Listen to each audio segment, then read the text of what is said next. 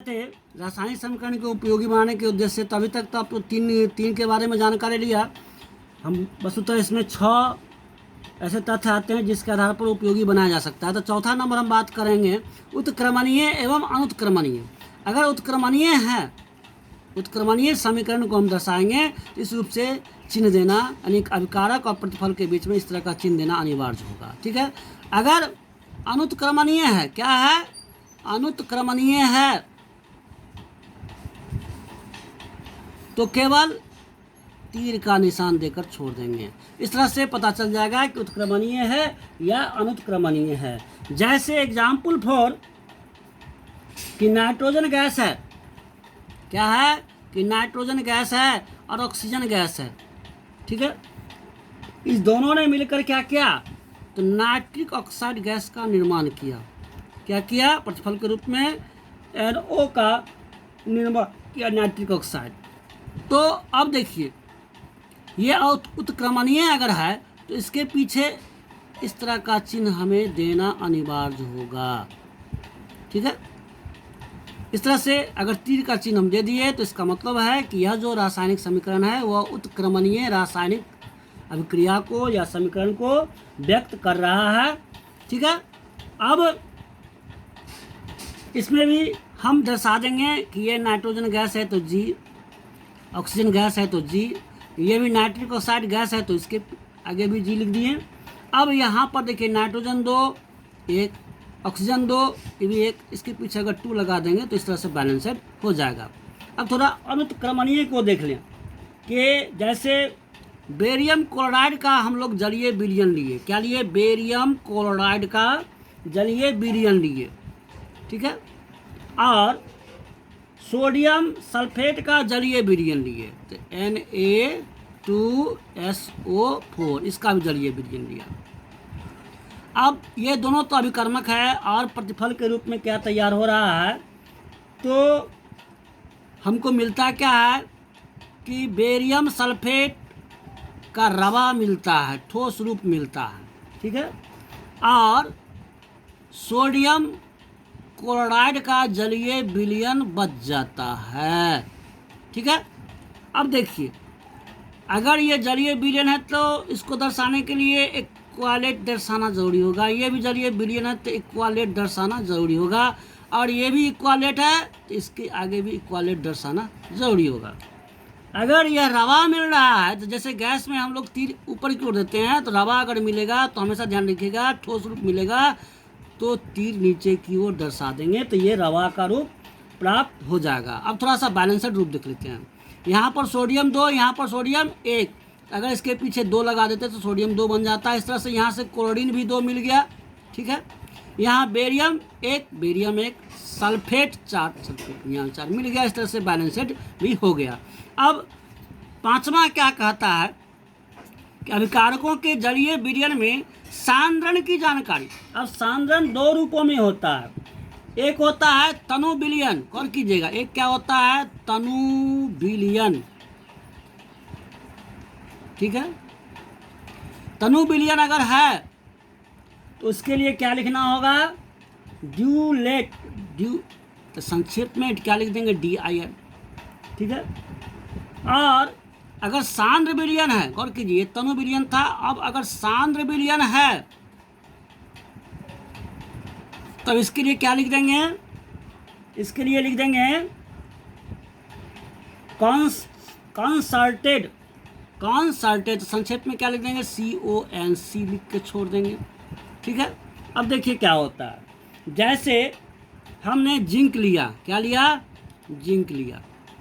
Zinc को हमने तनु विलयन के साथ, तो तनु विलयन जब भी लिए तो क्या करना होगा? इसके पीछे हम लोग DIL लगा देंगे, तनु विलयन का संकेत हो जाएगा, और इसका H2SO4 लिख दिए। ठीक है। अब ये तो अभिकर्मक थे और प्रतिफल के रूप में क्या बनाए? तो जिंक सल्फेट क्या बनाए? जिंक सल्फेट बना लिए।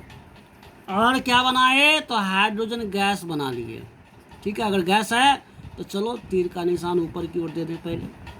ठीक है। अब देखिए, ये जिंक किस अवस्था में है? तो सोलाइड की अवस्था में है। ये तनु विलयन किस अवस्था में है? तो इक्वालेट की अवस्था में है। ये जिंक सल्फेट भी किस अवस्था मिला? तो इक्वालेट की अवस्था मिला।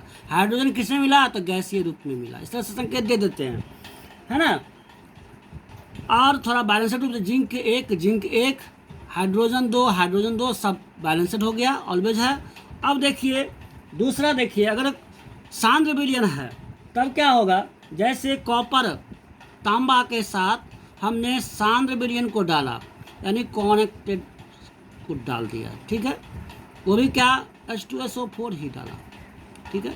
ये अभिकर्मक थे। प्रतिफल के रूप में क्या बना? कॉपर सल्फेट बनेगा। क्या बनेगा? कॉपर सल्फेट CuSO4 बना। और क्या बना? तो जलीय रूप तैयार होगा, H2O तैयार होगा, ये लिक्विड का रूप हो जाएगा। और क्या बनेगा?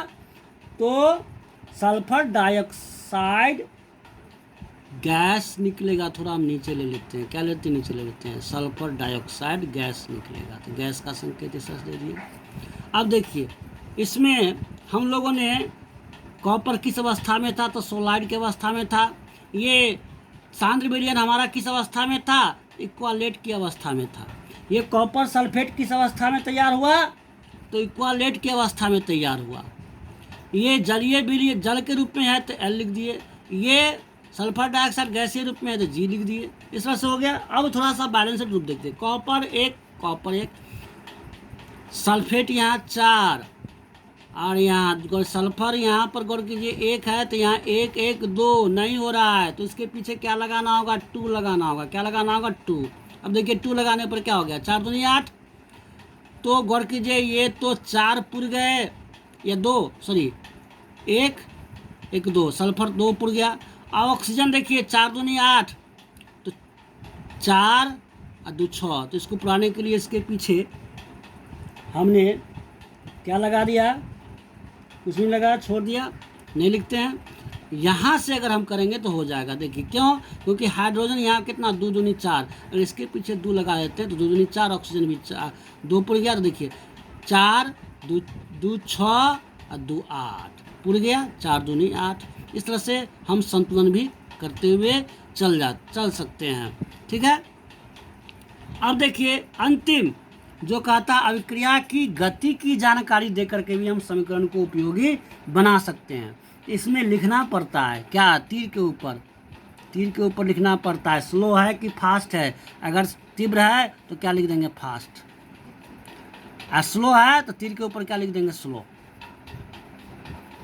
तब जाकर के उसकी गति के बारे में, ये स्पीड के बारे में जानकारी मिलेगी। कैसे? जैसे है कि हाइड्रोक्लोरिक अम्ल क्या किए? हाइड्रोक्लोरिक अम्ल को सोडियम हाइड्रोक्साइड के जलीय विलयन में डाल दिया। ये अभिकर्मक थे। प्रतिफल के रूप में क्या बना? तो प्रतिफल के रूप में सोडियम क्लोराइड का जलीय विलयन तैयार हो गया, और जल जो है विस्थापित हो गया, H2O। तो संकेत तो देना होगा। तो ये हमारा क्या था? तो जलीय विलयन, तो इक्वालेट। ये भी हमारा क्या था? तो इक्वालेट था। ये भी क्या तैयार हुआ? तो इक्वालेट तैयार हुआ। ये क्या हो गया? तो लिक्विड जल का रूप हो गया, ठीक है। अब इसमें ये जो अभिक्रिया होगा वह बहुत फास्ट होगा, तीव्र होगा। तो इसके ऊपर फास्ट अगर लिख देंगे तो मालूम हो जाएगा कि तेजी से हो रहा है, ठीक है। अब थोड़ा सा बैलेंस्ड रूप भी देख लीजिए। सोडियम एक, क्लोरीन एक। अब यहाँ देखिए हाइड्रोजन 1 और 1 2 मिल गया, ऑक्सीजन 1, ऑक्सीजन भी 1 मिल गया, ठीक है। तो ये संतुलित भी हो गया।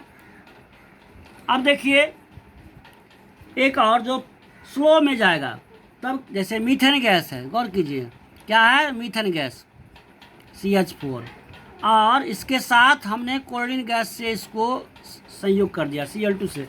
तो ये तो अभी ये क्या थे? अभिकर्मक थे। तो क्या तैयार हो गया? CH3 ठीक है, ये भी गैसीय रूप होगा। और HCl ये भी गैस के रूप में, हाइड्रोक्लोरिक गैस के रूप में यह मुक्त होगा। तो सबसे पहले तो लिखना होगा कि कौन किस अवस्था में है। तो ये गैसीय अवस्था में है, ये भी गैसीय अवस्था में है, ये भी गैसीय अवस्था में है, ये भी गैसीय अवस्था में है। ठीक है, अब देखिए कार्बन एक, यहाँ एक मिल गया, क्लोरीन दो, एक और एक दो मिल गया, हाइड्रोजन 4, तो 3 1 4, तो संतुलित भी हो गया। इस तरह से रासायनिक समीकरण को हम लोग निम्न स्थितियों में दर्शा करके उसके अधिक से अधिक उपयोगी बना सकते हैं। इस तरह से आज यह पहला लेसन जो आपका था रासायनिक अभिक्रिया और समीकरण, उससे संबंधित सारे तथ्यों को मैंने स्पष्ट रूप से बतला दिया है। और इस पर आधारित सवाल आप लोग या प्रश्न उत्तर आप लोग बनाकर देखेंगे स्वतः तो बनता हुआ नजर आएगा। और मैंने बीच बीच में बताया भी कि कैसे हम लोग संतुलित करते हैं, वो भी क्या अनुमान विधि के आधार पर ही बार बार मैंने दर्शाया है। इसलिए इस चीज़ को बार बार ध्यान रखिएगा कि जब भी समीकरण को संतुलित करना हो तो अनुमान विधि का ही आप उपयोग करेंगे। धन्यवाद।